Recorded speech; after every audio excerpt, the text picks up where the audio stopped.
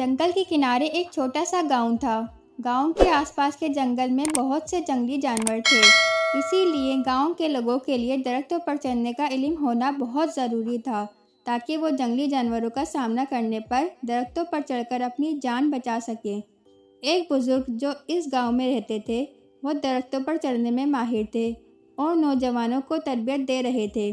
ایک دفعہ بزرگ نوجوانوں کو ایک گروہ کو تربیت دے رہے تھے اور ان کی تربیت کا آخری دن تھا۔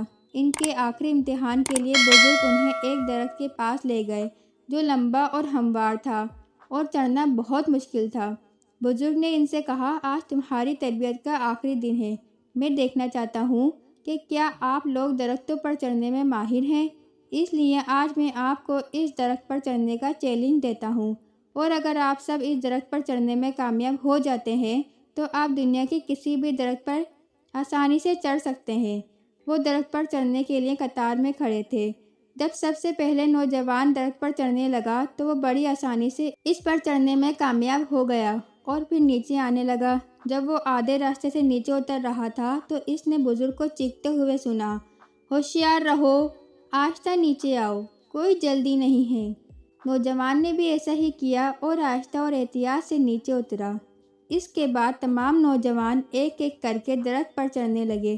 جب بھی نوجوان درخت پر چڑھتے تھے تو جب وہ آدھے راستے پر ہوتے یا تقریباً نیچے ہوتے تو کہتے، آسان ہو جاؤ اور آہستہ کرو، ہوشیار رہو، کسی قسم کی جلدی نہیں ہے۔ بزرگ کی ہدایت کے بعد پورا گروپ درخت پر چڑھنے میں کامیاب ہو گیا۔ سب خوش تھے۔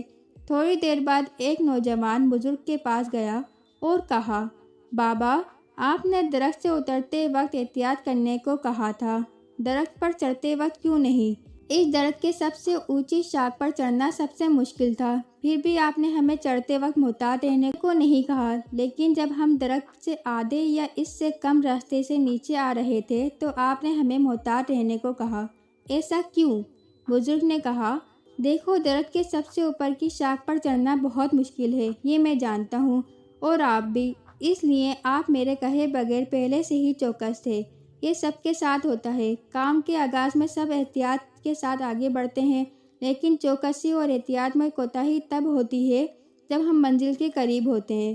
پھر ہم محسوس کرنے لگتے ہیں کہ ہمارا کام مکمل ہونے والا ہے، منزل دور نہیں، اور وہیں ہمارا دھیان بھٹک جاتا ہے اور ہم سے غلطیاں ہو جاتی ہیں۔